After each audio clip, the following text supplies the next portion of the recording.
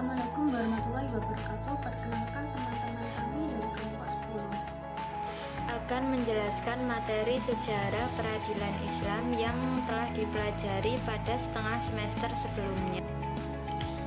Dan untuk pembahasan dari kelompok kami yaitu meliputi yang pertama konsep dasar peradilan, yang kedua pembuktian dalam peradilan Islam, yang ketiga syarat hakim dan sanksi dalam peradilan Islam, yang keempat hubungan istihad dan ifta dalam peradilan Islam, dan yang kelima sejarah peradilan pada masa Rasulullah SAW.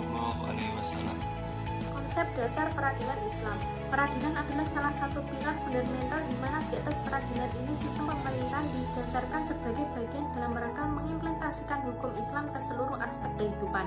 Dalam pembahasan fikih, peradilan diistilahkan dengan qada, yaitu kewajiban dalam memutuskan perkara dengan menggunakan hukum syar'i dan memisahkan para pihak yang berselisih atau bersengketa. Dalam perkara, seorang qadi terikat pada kanun atau undang-undang yang berlaku di suatu wilayah hukum. Vonis atau keputusan yang dilakukan oleh seorang hakim atau qadi atas suatu perkara dua belah pihak atau lebih bersifat mengikat. Hal ini disebut dengan qada. Di dalam peradilan juga terdapat fatwa, yaitu sebuah jawaban yang berisi penjelasan tentang hukum-hukum syariah yang didapat dari istinbat, hukum di atas dalil-dalil yang terikat dengan hukum itu. Dalam fatwa ini sifatnya tidak mengikat. Di dalam peradilan Islam terdiri dari beberapa unsur, yaitu hakim, qadi, hukum, qada, hak mahkum bih, dan hukum mahkum alaih, dan pemenang perkara mahkum. Pembuktian dalam peradilan Islam. Pembuktian merupakan bagian hukum acara, baik hukum acara perdata maupun hukum acara pidana. Keberadaannya tidak dapat dipisahkan satu sama lain, serta menempati posisi yang penting dan sangat menentukan bagi hakim yang nantinya akan berpengaruh dan dijadikan dasar untuk mengambil sebuah keputusan. Alat bukti dalam peradilan terdapat 7 macam, yaitu ikhrar, pengakuan, shodaqoh, kesaksian, yamin, sumpah, nukul, manlak sumpah, hasamah sumpah, keyakinan hakim, dan bukti-bukti lain yang dapat dipergunakan. Syarat hakim dan saksi dalam peradilan Islam. Di dalam peradilan Islam terdapat hakim dan saksi yang menjadi kunci dari berhasilnya suatu sengketa.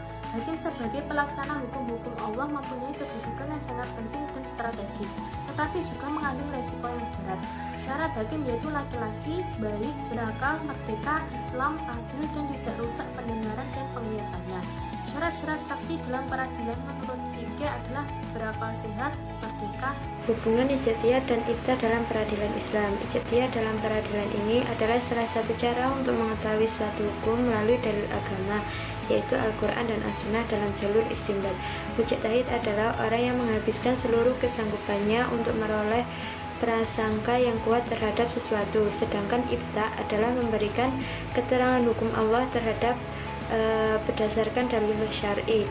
Hubungan di antara ketiganya adalah adanya keterkaitan dengan ijtihad yang dapat mewujudkan suatu produk hukum yang berkenaan dengan undang-undang. Sejarah peradilan pada masa Rasulullah.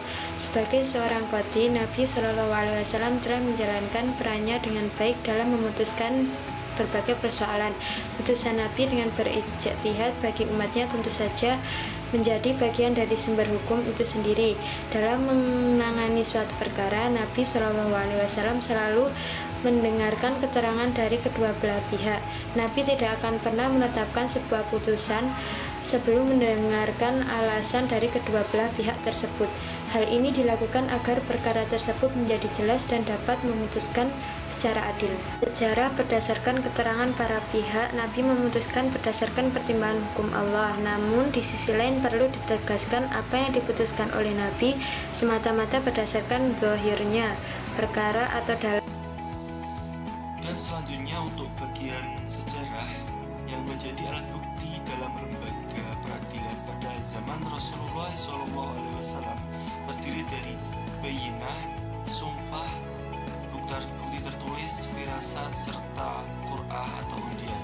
Dan juga pada masa Rasulullah SAW belum ada pemisahan antara eksekutif, yudikatif, dan legislatif.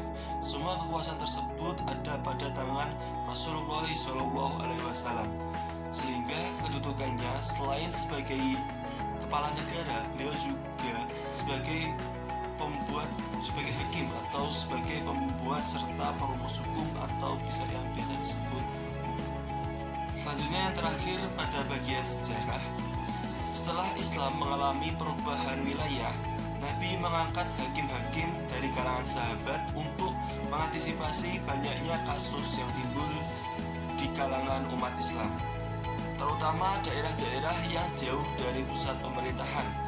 Hakim-hakim yang diangkat oleh Nabi SAW tersebut menyelesaikan sengketa-sengketa dengan berdasarkan pada Al-Quran dan As-Sunnah.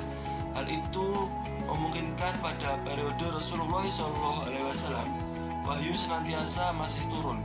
Jika hukum kasus tersebut tidak ditemukan dalam Al-Quran dan As-Sunnah, maka para hakim-hakim tersebut beristihad. Nah, hal ijtihad hakim-hakim tersebut merupakan hasil dari putusan.